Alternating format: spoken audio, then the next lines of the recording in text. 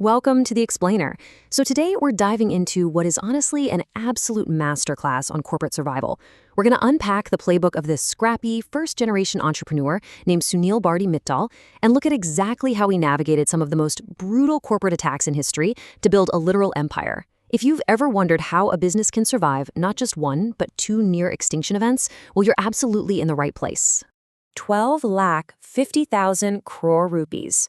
Let that sink in for a second. In India today, there are only 3 companies with a valuation over 10 lakh crore, and Airtel is one of them. We're talking about a massive empire pulling in profits of over 80 crore rupees every single day. And the craziest part? It was built entirely from scratch by someone who had absolutely zero prior experience in the telecom industry. It's a legendary David versus Goliath story. So let's dive into how it all actually began. Section 1. Bicycles to push-button phones. You know, Mittal's dad was actually an active politician, a member of parliament, and it would have been so easy for him to just follow that path, but he completely rejected it. Instead, he took a tiny loan of 20,000 rupees from his dad to start his very own business. Now, just look at the sheer adaptability in this early hustle timeline. He didn't just stick to one thing. He started out selling cycle parts in Ludhiana, then moved on to steel trading in Mumbai, and eventually started importing Suzuki generators. But then, the government suddenly banned those imports. So did he quit? Nope. He flew over to Taiwan, saw these new push-button phones, which, by the way, were completely revolutionary compared to those clunky old rotary dials, and figured out a way to import the parts and assemble them right here in India. The absolutely crucial takeaway here? Never get stuck on just one product or one geography. You always got to be ready to pivot. Fast forward to 1992. The Indian government decides to privatize the telecom sector. But back then, a single mobile phone cost a staggering 80,000 rupees. And remember, we're talking about a device the size and weight of a literal brick. To make matters worse, outgoing calls were 16 rupees a minute, and you actually had to pay 9 rupees a minute just to receive an incoming call. I mean, people naturally thought nobody would buy them. But Mittal, he saw the immense future demand. So when the government finally opened up the licenses, he was right there as thousands of applications flooded in. All right, Section 2, Smart Capital and Network Deals. When Mittal saw that telecom privatization ad, he literally told his brothers he was leaving and told them not to ask where or for how long. He flew straight to London. Why? Because he knew he needed to deeply understand the industry. He spent 60 straight days there, just hiring experts to teach him everything there was to know about telecom towers and networks. Get this, he spent 20% of his entire profits just on this learning phase.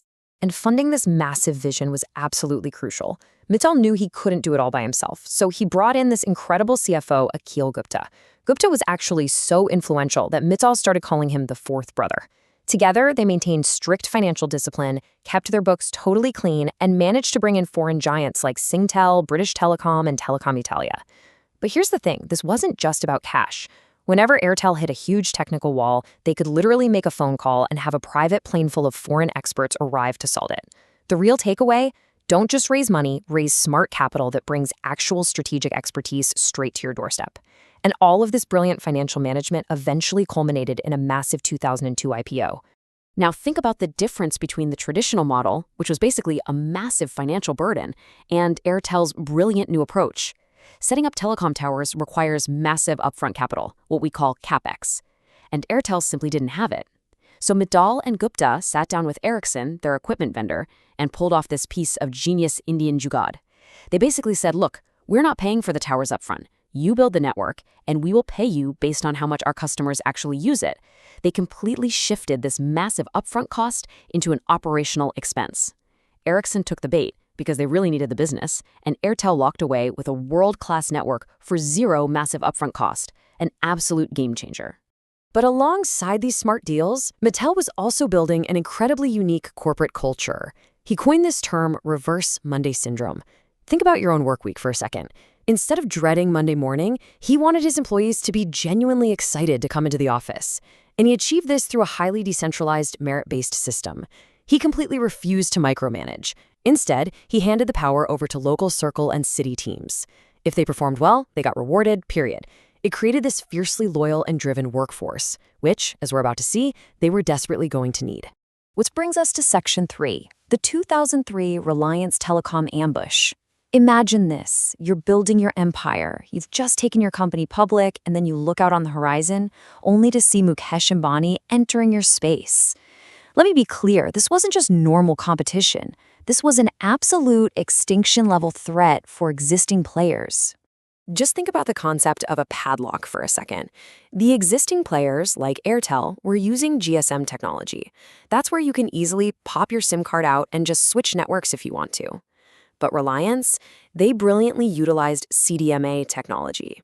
With CDMA, the phone itself is the network. There's no SIM card to swap out, meaning if you bought a Reliance phone, you were completely locked into the Reliance ecosystem for life. You could literally never leave. And their strategy didn't even stop there.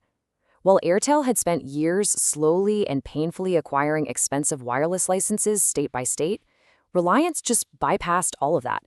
They went ahead and bought cheap, basic landline-style licenses.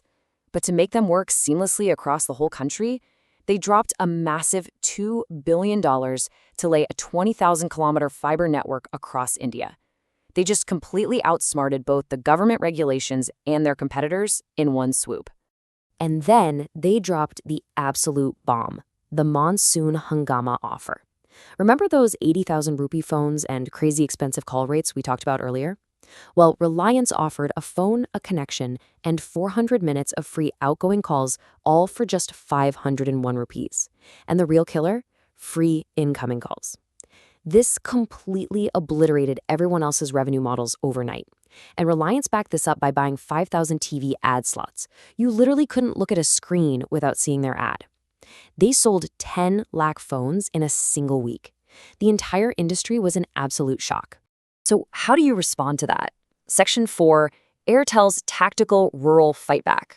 Mittal immediately took his entire leadership team down to Agra for an emergency meeting, and they realized a very stark truth. If they tried to fight Reliance head-on in a brutal price war, Airtel would be bankrupt in 3 months. They absolutely had to change the battlefield.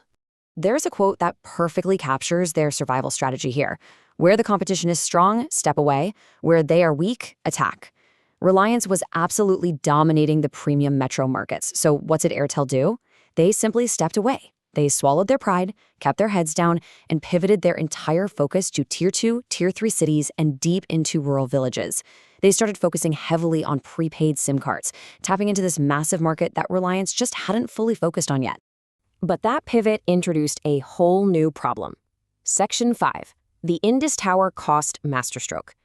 Because, as you can probably guess, setting up brand new telecom towers across thousands of rural villages all by themselves was going to be painfully slow and incredibly expensive. This right here is the ultimate definition of the enemy of my enemy is my friend. Just look at this ownership split. The sheer terror of the Reliance ambush forced these bitter, fierce competitors to actually team up. Airtel went straight to Vodafone and Idea and basically said, look, let's stop fighting over infrastructure. Let's just build a single tower company and share the whole thing. And that's how they formed Indus Towers. Airtel took 42%, Vodafone 42%, and Idea took 16%. It saved them massive amounts of time and money, and today, that shared infrastructure company is a listed giant worth 1 lakh crore.